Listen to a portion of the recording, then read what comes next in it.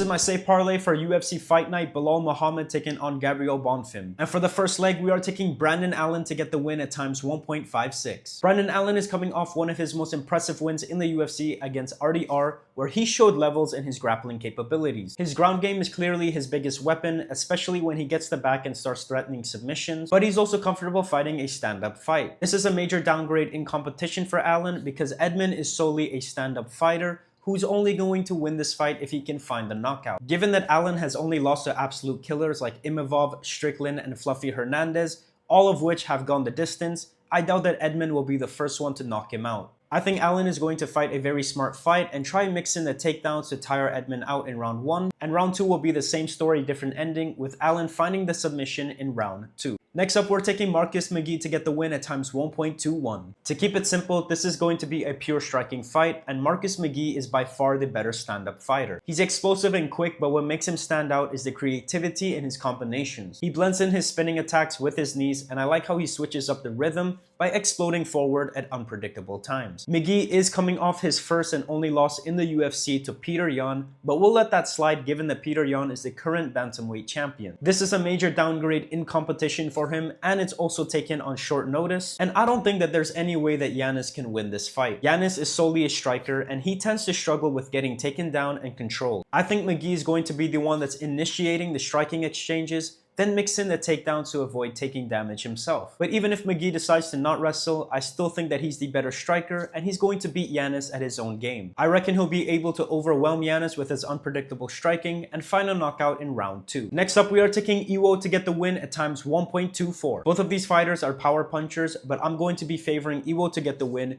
because if you watch his older clips, he actually has the ability to wrestle and threaten submissions, with 2 of his wins coming by way of submission in round 1. And by now, we all know that Tafa struggles with any fighter that has the slightest ability to grapple or wrestle. Iwo may take the risky route and decide to stand his ground and brawl, but I'm going to predict that he's going to be wanting to display just how diverse his skill set is, and who better to do it against than a power puncher who literally sucks at grappling. So I think Iwo may stand and strike for a little bit, and then he's going to surprise everybody by taking Tafa down and finding a submission in early round 1. If this is the final slip, let me know in the comments if you guys are tailing, and if not, let me know what your parlay is. Peace.